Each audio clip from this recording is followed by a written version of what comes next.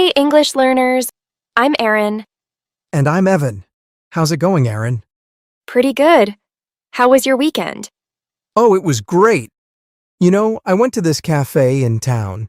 The one with those beautifully crafted pastries and the cozy atmosphere. It was just so, what's the word? Ugh, I forgot. Oh, no. Come on, you've got this. What kind of word are we talking about here?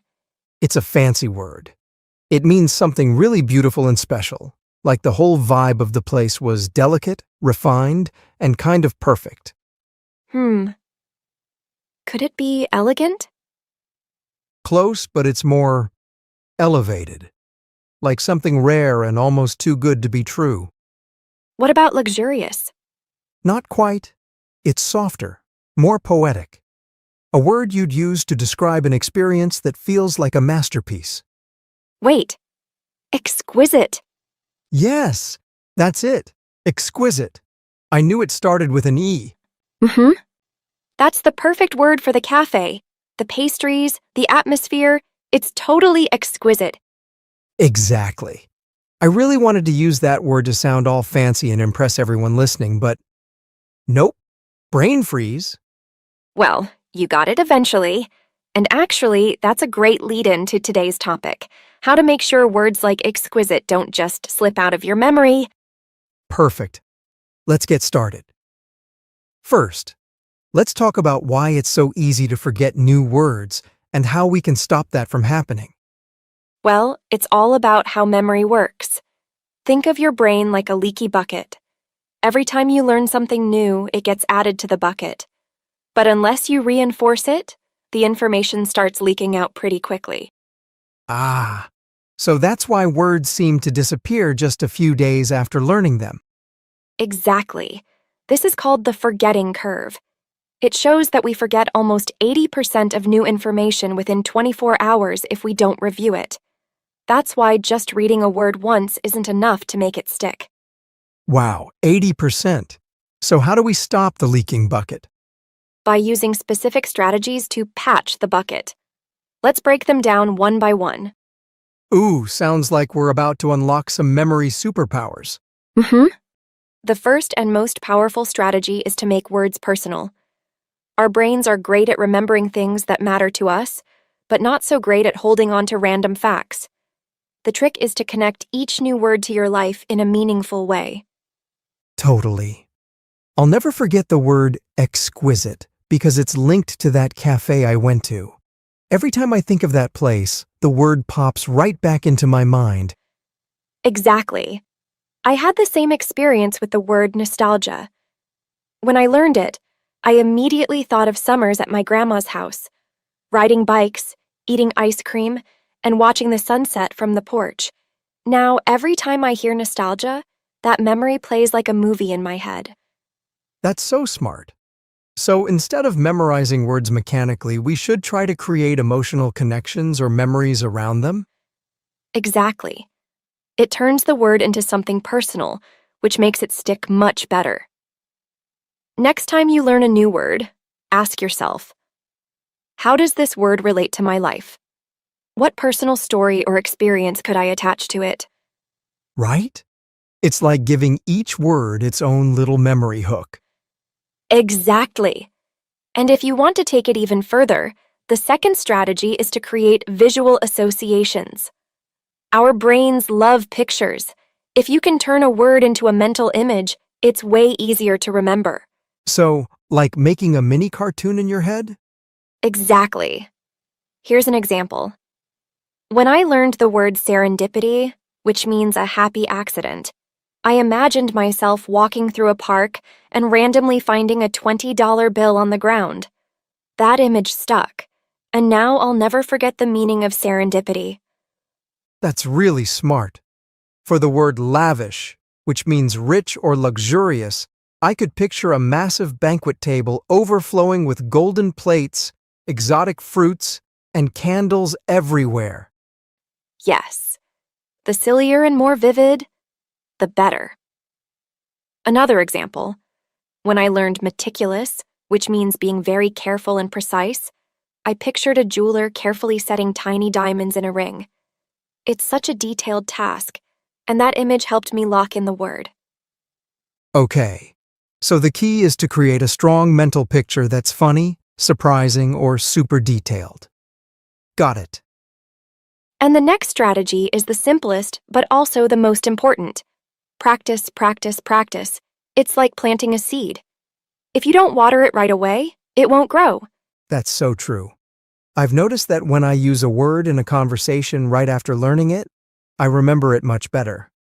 But if I just read it once and move on, it's gone the next day. Exactly. When I learned peculiar, which means strange or unusual, I made it a point to use it at least 3 times that week. I told my friend, "That's a peculiar outfit you're wearing." Then I used it in a sentence while journaling and mentioned it in a group chat. After that, it became part of my vocabulary for good. So, the idea is to practice in real situations as soon as possible, right? Yes. And even if you can't find someone to talk to, you can practice by writing sentences in a journal or saying the word out loud to yourself. The key is to use it multiple times and in different ways. The more you practice, the stronger the memory becomes. It's like building a muscle. The more you exercise it, the stronger it gets. Exactly. And with these 3 strategies, making words personal, creating visual associations, and practicing, you'll have a solid foundation for locking in any new word you learn. So, the next strategy sounds like a science experiment: active recall and spaced repetition. What's the deal with that? Brain training? Sort of. Think of your brain like a muscle. The more you work it out, the stronger it gets. Active recall is like doing memory push-ups. Instead of passively reviewing the word over and over, you close your book and force your brain to recall it from memory. Oh, so it's not about cramming? It's about testing yourself regularly? Exactly. Studies show that testing yourself is one of the best ways to remember something long-term. Even if you struggle to recall it at first, that struggle is what strengthens the memory. So it's like learning the word meticulous. Instead of just reading it 10 times, I should close the book and ask myself, what does meticulous mean again? If I get it right, boom, stronger memory. Yes, and that's just one part.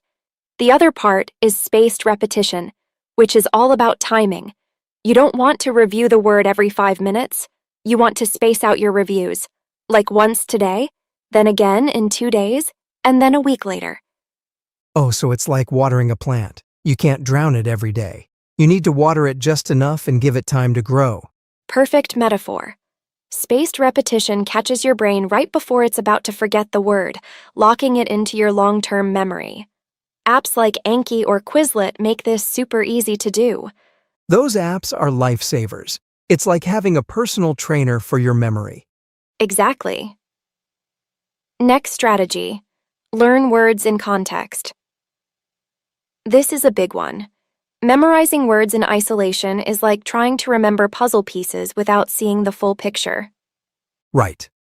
It's like trying to remember random ingredients without knowing what recipe you're making. Exactly. When you learn words in context, you see how they behave in a sentence, and that makes them stick better. Take the word frigid, for example.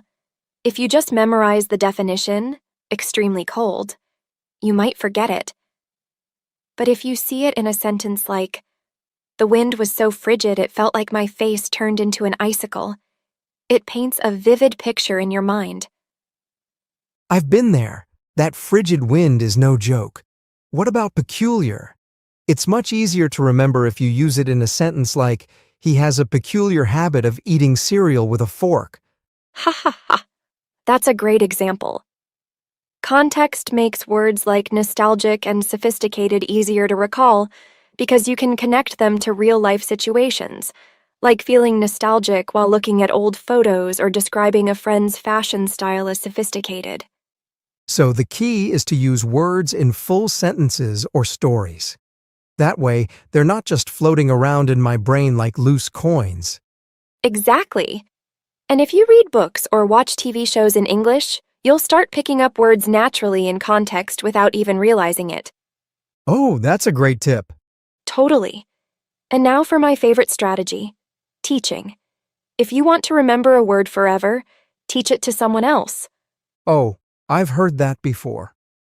Why does it work? Because teaching forces you to explain the word in your own way, which strengthens the memory. Plus, you repeat it multiple times while explaining it, which reinforces it even more. Ah, so it's like building a roadmap for the word in your brain. If you're teaching it, you have to take the scenic route, which helps you really understand it. Exactly. Here's an example. When I explained the word flustered to my little cousin, I said, "It's that feeling you get when you're running late and can't find your keys or phone." Now, every time I hear flustered, I think of that chaotic morning scene and remember the word perfectly. That's a good one. I explained charming to my niece by saying, it's like describing someone who's naturally pleasant and makes you smile. Like the barista who always gives me an extra cookie. Ha ha ha. Yes, teaching makes you a better learner and helps someone else too. So, the next time you learn a word, find a friend, sibling, or even your dog and explain it to them. My dog's about to get the vocabulary lesson of his life. Poor dog, he's about to become bilingual. All right, so, to sum up, make words personal, create visual associations, practice often, learn them in context, and teach them to someone else. If you use these strategies, your vocabulary is going to grow faster than my weekend to-do list. Ha ha ha. Exactly. And remember, it's not about learning hundreds of words in one day. It's about making each word stick like glue. Speaking of words, we've used some really interesting ones in today's episode. Right. Some of them were pretty fancy, though. Yep, words like exquisite and meticulous definitely sound impressive, but only if you actually remember how to use them. All right, that's it for today's episode. We hope you had fun and learned something new. Until next time, keep learning, stay curious,